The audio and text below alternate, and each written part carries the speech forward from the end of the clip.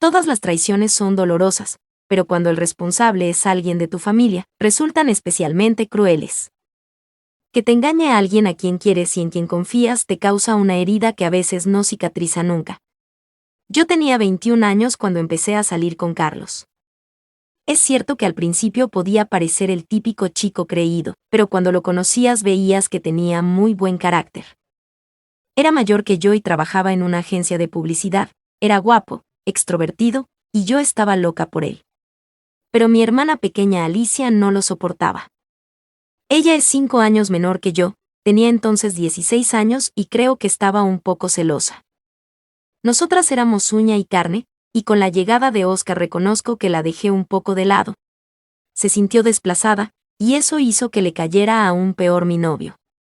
El tiempo no suavizó las cosas, y el distanciamiento entre mi hermana y yo se hizo mayor.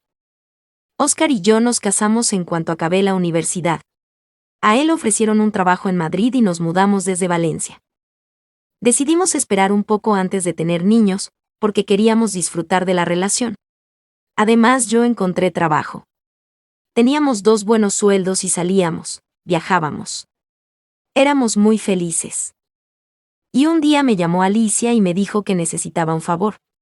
Quedarse en casa un tiempo porque había aprobado el examen universitario y tenía que mudarse a Madrid.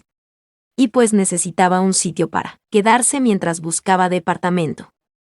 Y claro, le dije que sí. Al principio tenía mis reservas, porque pensaba que mi hermana seguía teniendo problemitas con Oscar. Pero me alegró ver que no era así. Ella había madurado, y fue genial ver que se llevaban bien. Fue Oscar quien la ayudó a buscar departamento y a montar los muebles. Eso coincidió además con una etapa de mucho trabajo para mí. Y saber que Alicia podía recurrir a mi marido para que la ayudara era un alivio. No lo vi venir. De hecho, sigo aún sin creerlo. Lo único que puedo decir en su defensa es que me lo dijeron ellos antes de que los descubriera yo misma. Resultó que Alicia nunca había odiado a Oscar, al contrario, siempre le había gustado. Y no paró hasta que me lo quitó. Porque hizo eso. Quitármelo. Me dijeron que estaban enamorados, que habían luchado contra sus sentimientos, y todas esas tonterías. Pero la verdad me dio igual. ¿Qué clase de persona le hace eso a su propia hermana? Oscar y Alicia se fueron a vivir juntos, y ella se quedó embarazada enseguida. Yo no he vuelto a hablar con mi hermana, y salvo con mis padres, no tienen relación con nadie de mi familia. No conozco a mis sobrinos, no quiero saber nada de ellos. He intentado superarlo, lo juro, pero soy incapaz de hacer borrón y cuenta nueva y seguir adelante. Pienso en su traición y me quiero morir.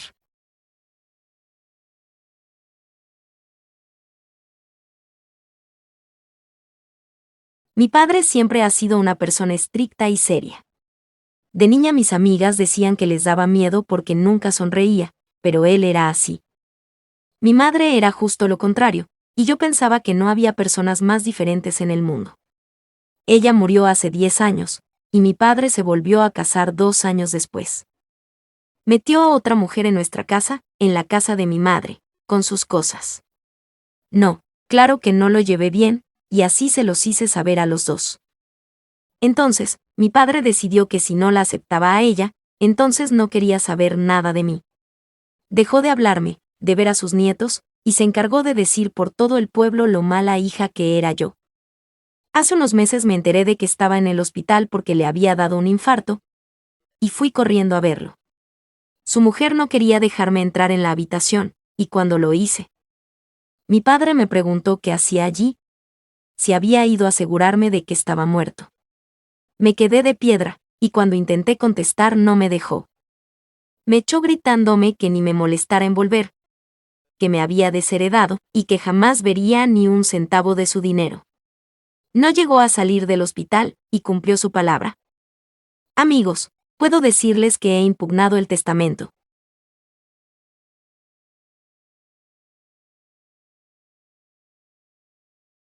Fui madre cuando estaba a punto de cumplir 40 años, y fue un milagro tener a mi hijo.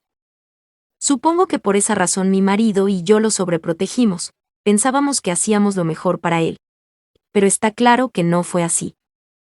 Al contrario, Ahora veo que criamos a un niño egoísta, a quien con tal de no ver llorar le concedíamos todos sus caprichos. Se acostumbró a hacer su santa voluntad sin pensar en las consecuencias, y no nos dimos cuenta. Cuando se independizó le avalamos su casa con la nuestra. Y cuando le fueron mal las cosas y perdió su trabajo pedimos un crédito para ayudarlo. Sí, claro, podía haber vuelto a vivir con nosotros, pero dijo que no se sentía capaz.